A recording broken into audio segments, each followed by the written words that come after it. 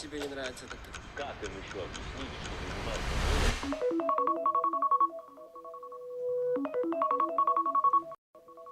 Tanish holatmi? Ha, o'ylaymanki ko'pchilik uchun juda tanish holat. Hammamiz kechasi bilan telefonda TikTok, Reels yoki Shorts ko'rib yotishni yoqtiramiz. Aksariyat odamlar YouTube'da videolarni 1.5x yoki 2x tezlashtirib ko'rishadi. O'zimda ham shunaqa. Uzun tekstlar bizni qo'rqitishni boshladi. Ularni o'qishga sabrimiz yo'q. Sirazu o'tkazib yuboramiz. Oxirgi marta qachon to'liq boshidan oxirigacha kitob o'qiganmiz? Masalan, men hozir kitob o'qisam, ba'zida xayolim boshqa narsaga chalg'ib ketaveradi. Lekin 5 yil oldin bunchalik darajada emas edi. Даже hojatxonaga ham telefon bilan kiramiz. 2 soatlik kino ko'rayotgan paytimizchi, telefonga qaramasdan oxirigacha ko'ra olamizmi? Kino-ku mayli, mana shu videoni-chi oxirigacha ko'ra olasizmi? Statistika bo'yicha o'rtacha kuniga 50-150 martagacha telefonimizni qo'limizga olamiz. Ozgina zerikib qolsak, sababsiz telefonga qarayveramiz. Haqiqatan ham bir narsaga diqqatimizni jamlash qiyin bo'lib qoldi. Biz ko'pincha ishlarimizni keyinga qoldiradigan, kam suhbatlashadigan va ko'p narsaga bee'tibor bo'lib qoldik. Buni eng katta sabablardan biri klipovoye мышление, ya'ni klipli fikrlash. Shunaqa перевод qildim. Если что, uzr, noto'g'ri bo'lsa. Klipli fikrlash bu o'zi nima? Bu qisqa, tez va ko'zga tashlanadigan obrazlar, videolar, kliplar ko'rishga bo'lgan bog'liqlik. Masalan, Instagramdagi stories, reelslar, qisqa reklamalar, seriallar, YouTube videolar, bularning hammasi bizda klipli fikrlashni shakllanishiga sabab bo'ladi. E'tibor bersangiz, hozirgi zamon kinolari, blogerlarning kontentlari, kliplar aynan klipli fikrlaydigan avlod uchun mo'ljallangan. Televizordagi reklamalar esa umuman har xil.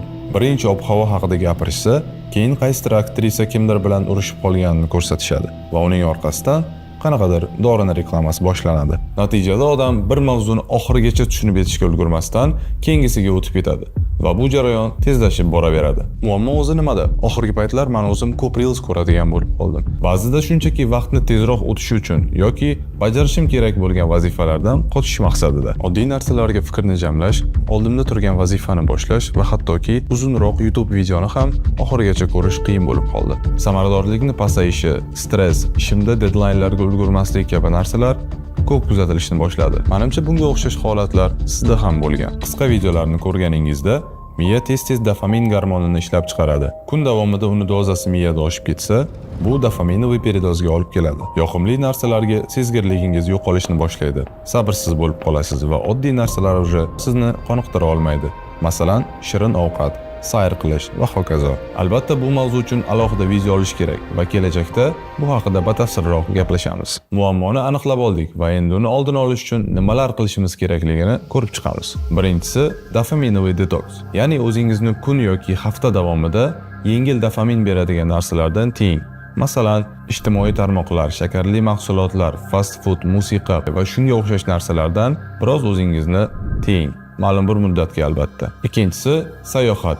Chet elda bo'lgan paytingiz nisbatan kamroq ijtimoiy tarmoqlarga kirasiz va miyangiz keraksiz ma'lumotlardan dam oladi. Agar sayohat qilishga imkoniyat bo'lmasa, hech bo'lmaganda sayr qilishga chiqing. Telefoningizni o'chirgan holda albatta. Faqat o'zingiz va fikrlaringiz bilan. Uchinchisi, kitob o'qing. Bilaman, bu maslahatni oldin ham ko'p eshitgansiz va u sizga qanaqadir oddiy tuyulishi mumkin, lekin baribir uzoq vaqt kitob o'qish diqqatni bir joyga jamlash uchun ham yaxshi mashq bo'la oladi. To'rtinchisi, kundalik. Har kuni boshingizdan o'tayotgan voqealarni, muammolaringizni va miyangizdagi fikrlarni yozib boring. Beshinchisi, iroda. Oxir-oqibat irodali bo'laylik. Har doim ham xohishga qarab emas, aksincha bizga kerakli bo'lgan ishni qilishimiz kerakligini unutmaylik. Hissiyotga berilib ish qilish sizni uzoqqa olib bormaydi. Bu maslahatlar sizga va menga 21-asrning eng katta muammolaridan birini yengishda yordam beradi. Videoni tugatishdan oldin ozgina fikrlarim bilan bo'lishmoqchiman. Bu meni YouTube kanalimdagi birinchi video va bu videoni ssenariysini men примерно 1 yil oldin yozganman va qaysidir oradagi kadrlar shu 1 yil oldin yozib olingan.